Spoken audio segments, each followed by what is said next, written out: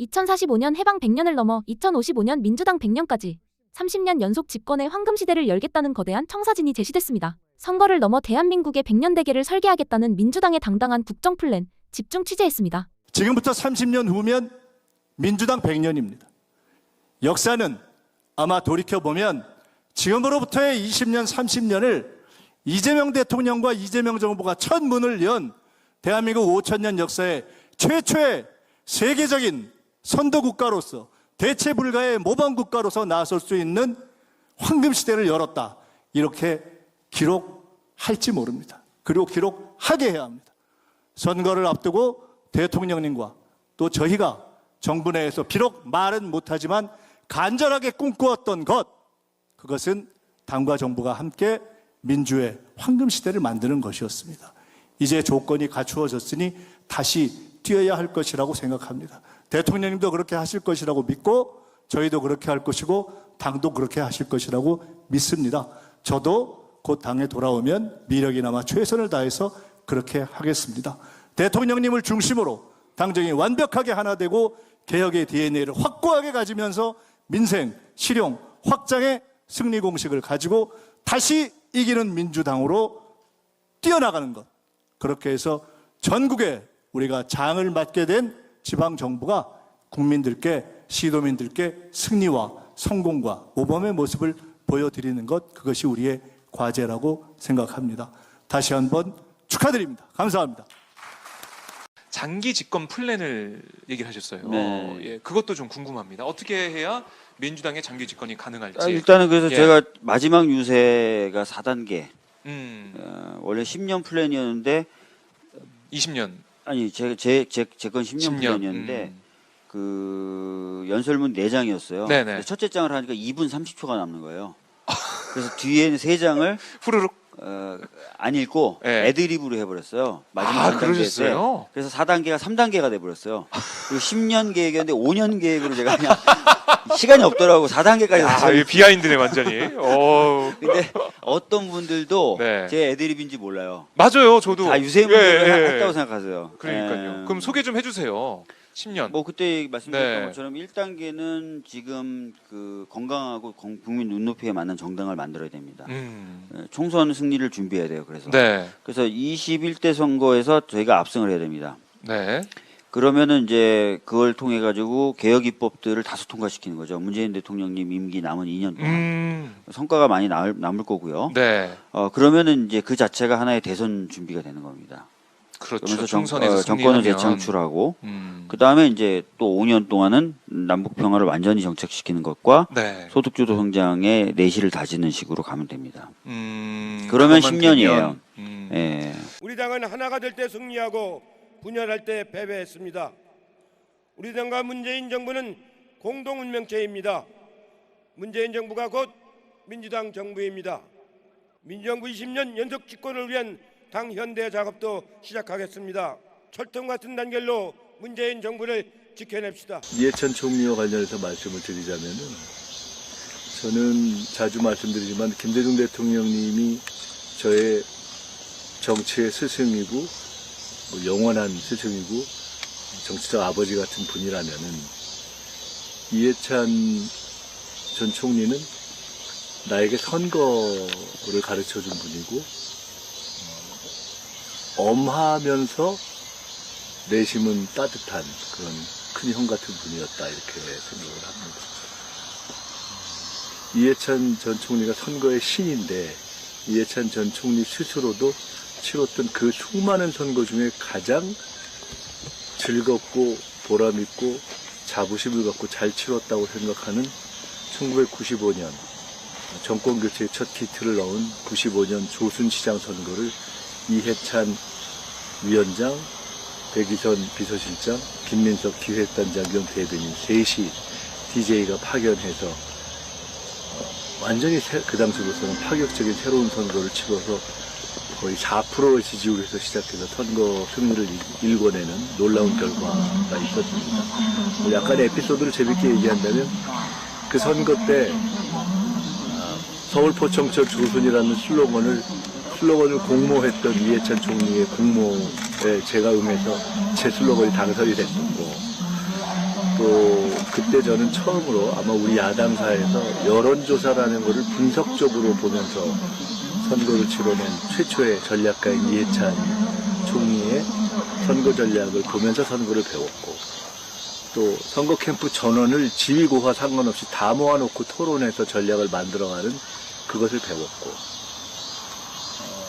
그리고 여러 가지 이 복잡한 일정 중에서 그걸 꿰뚫는 하나의 포인트를 갖고 하루하루의 일정을 잡아가야 된다는 소위 테마 중심의 선거, 이슈 중심의 선거를 배웠고, 이런 등등을 다 사실은 이해찬으로부터 저의 선거 경험은 시작됐습니다. 그리고 나서 참 많은 선거를 같이 치렀습니다. 김대중 대통령 선거를 할 때도 이해찬 총리가 실질적인 기획을 하고 저는 대통령님을 내내 수행했었고, 노무현 대통령님 때에는 이해찬 총리께서 본인이 기획본부장을 할 테니 저보고 부본부장을 맡아서 같이 치자라고 말씀하셨는데, 제가 당시로서는 선거에 관여하지 않고 서울시장 선거 후에 낙선 상황을 북한의 해외 유학 장학재단을, 국제재단을 만들겠다고 말씀드리고, 이해찬 총리가 잘한 생각이다라고 해서 그렇게 하기로 했다가, 이 총리께서 중국 출장을 가셨을 때 제가 단일화가 안 되고 거의 선거가 질 것 같이 되는 상황이 너무 안타까워서 거의 한 달 동안 고민을 하다가 제가 그때 단일화를 위한 탈당을 결심했었는데, 그때 유일하게 제가 그 단일화 과정에서 그 후 오랜 동안 마음에 걸렸던 것이, 다른 누구에게도 사실 정치인들에겐 미안하지 않았는데 이 총리께 말씀을 못 드렸던 것이 제일 마음에 걸렸고 죄송했었습니다. 그리고 2002년에 서울시장을 제가 나갈 때 10년 제가 서울대 사회학과 후배인데, 유난히 사실은 그 사회학과에 대한 애정이 강했던 분이어서 저를 10년 후배인 제 선대위원장을 맡아주셨는데, 이제 인연도 있고, 근데 그때로부터 18년 후에 제가 2020년에 삼선으로 돌아오게 됐는데, 가장 강하게 그 후보 단일화를 위한 탈당 과정에 대해서 질책도 하셨고 꾸짖기도 하셨는데, 더 큰 것은 꾸짖기 이전에 굉장히 마음 아파하셨다는 말씀을 제가 많이 들었습니다. 그래서 사실은 그때를 생각하면 위축일 것 같고, 그런데 그것을 문재인 대통령 선거를 하면서 다시 해후한 거죠. 문재인 대통령 선거 때 이해찬 총리가 선대위원장으로, 제가 종합상황본부장을 하면서 매일매일 머리를 맞대고 선거를 치렀고, 그렇게 만나기 얼마 전에 이 총리가 제가 그때 민주당으로 합당을 하면서 복귀했을 텐데, 이 총리께서 어느 상가에서 저를 만나서, 우리 무뚝뚝한 분인데 요새 상당히 메시지가 좋은 것 같아 이러시더라고요. 그게 나한테 대한 일종의 용서였어요. 근데 이제 그렇게 하고 문재인 대통령 선거를 치르고 해단식을 하는 날, 문재인 대통령이 당선되셨는데 각자 한마디씩 하는데, 저는 대통령 당선보다 이해찬 총리하고 같이 선거를 치른 것이 사실 나는 이번 선거 제일 기쁨이다라고 공개적으로 고백을 할 정도로 좋았습니다. 참 단단해졌구만, 이런 말씀을 하셨어요. 그래요. 민생은 참 단단해졌구만. 그 얘기를 저한테는 안 하셨는데 주변에 많이 하셨다고 제가 들었고, 이해찬 사단의 많은 분들이 그 말씀을 듣고 저에게 전해주셨습니다. 우리 여기 뭐 이강진 위원장님도 계시고 청와대에 있었던 한상희 이런 같은 꽤 많은 분들이 그런 이 총리께서 사석에서 제게 대해서 고생하더니 좀 나아진 것 같다 하는 얘기를 해주신 거를 제가 들었습니다. 그러니까 이해찬 총리가 갖고 있는, 이해찬 총리를 저는 어떻게 기억하냐면은 외관으로 엄격한데 속으로 굉장히 따뜻한 분으로 기억합니다. 어쨌든 그렇고요. 그래서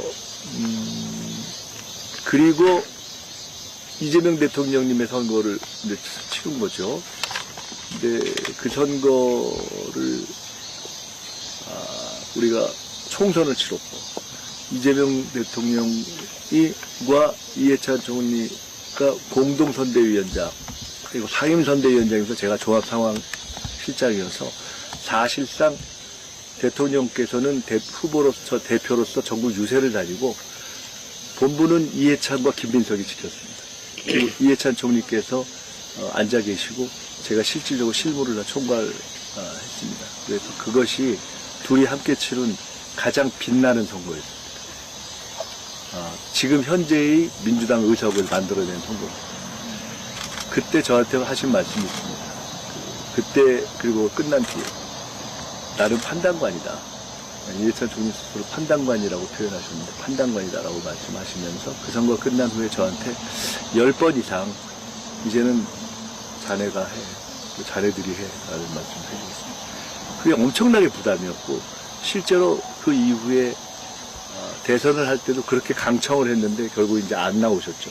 결국 그 대선은 제가 사실상 실질적인 선거 기획과 집행을 하는 선대위원장 결국 치렀는데요. 어쨌든 그렇습니다.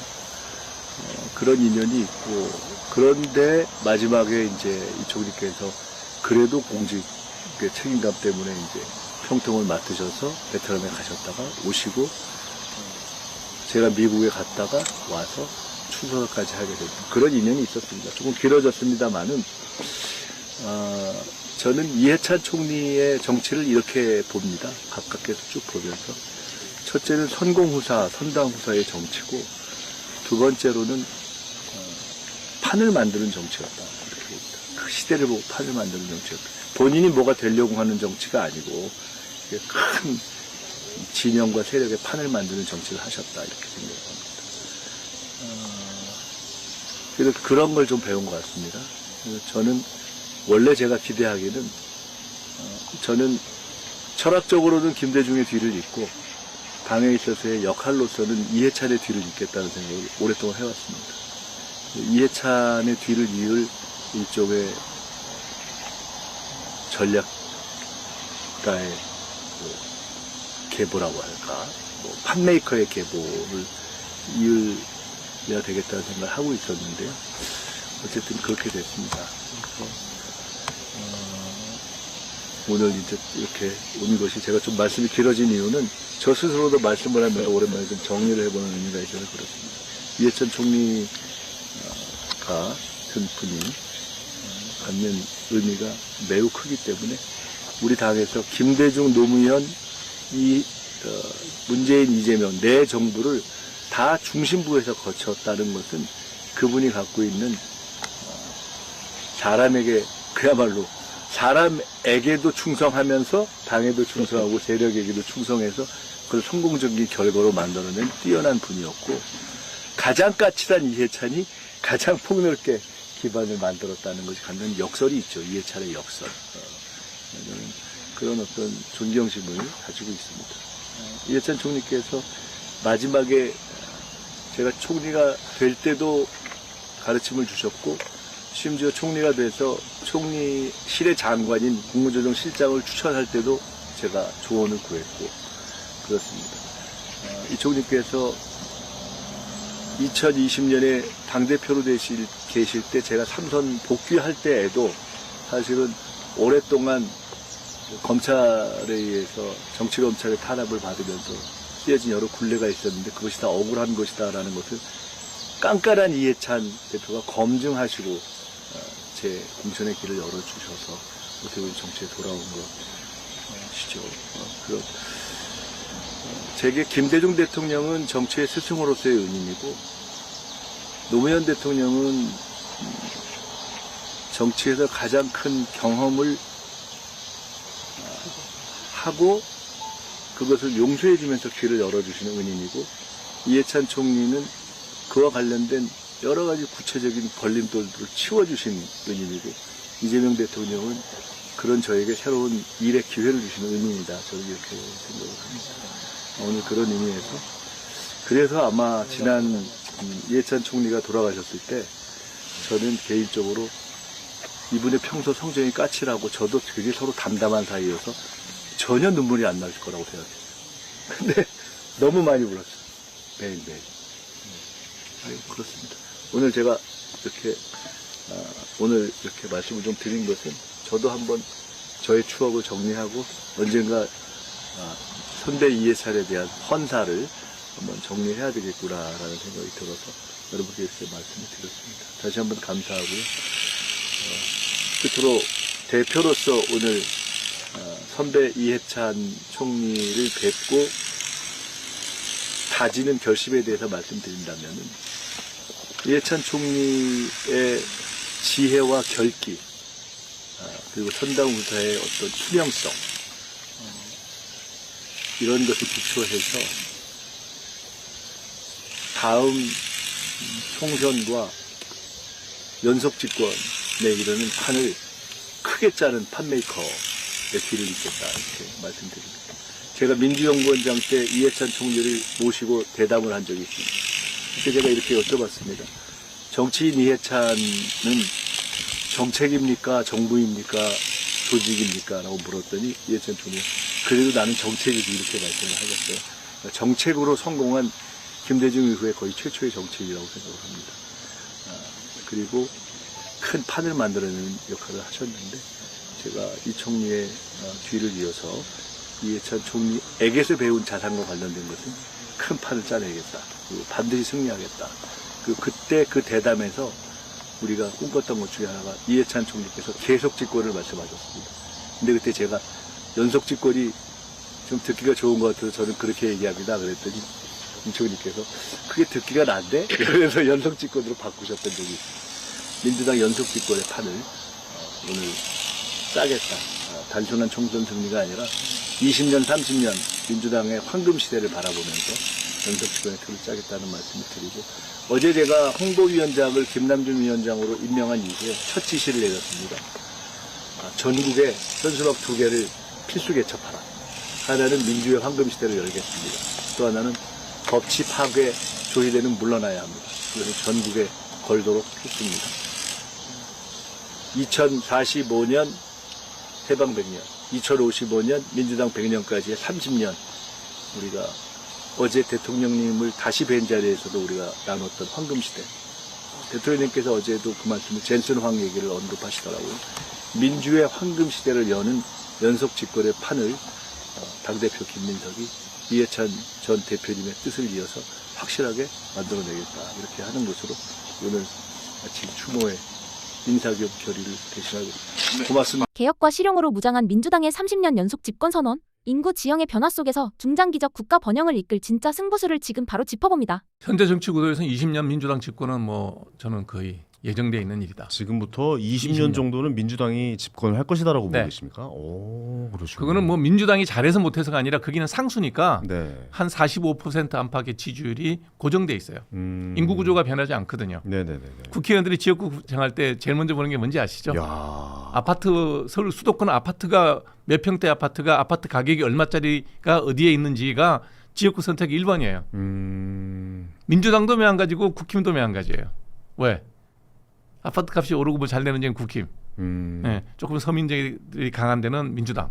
뭐 정해져 있잖아요. 예, 완전 뭐 그래서 서울로 호구조사 따지면 다 하거든요. 뭐 강남, 뭐 송파, 용산, 네. 뭐 이런 곳은 뭐 국힘이 당연히 강세고 네. 나머지 지역은 좀 민주당이 다 강세 모습. 자, 그 구도가 바뀔까요? 그래도 도봉 같은 경우는 이제 김재섭 의원이 당선. 상대가 워낙 밥을 말아 먹어주면 떠먹은 거죠. 아, 운 좋게 떠먹은. 아니 자기 거다라고 지역구 동 이름도 보시군요. 모르는 사람 후보로 내세웠는데. 예. 그러면 당분간은 이 모양새가 지속될 것이다. 우리가 소선거구제잖아요. 네네네. 대통령 선거는 또 다른 변수가 좀 있다 하더라도 소선거구제 하에서는 한 표만 더 하면 돼요. 상대보다 내가 한 표만 더 얻으면 돼. 그리고 우리는 그 과반수를 얻기 위해서 결선 투표도가 없는 나라예요. 네.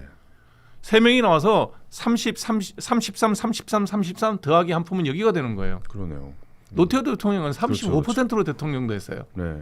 자, 이런 구도하에서 개혁신당이 국힘이랑 보수란 이름으로 합칠 수 있는 명분이 있느냐는 거죠. 있다고 보십니까? 저는 없다고 봐요. 없다. 자, 근데 지금 서울시 이제 지방 선거 같은 경우는 뭐 오세훈 시장과 뭐 이야기가 되고 오세훈 있고. 시장이 계속 나올까요? 나온다면 오세훈 시장은 국힘이를 탈당하고 나오셔야 될 거요.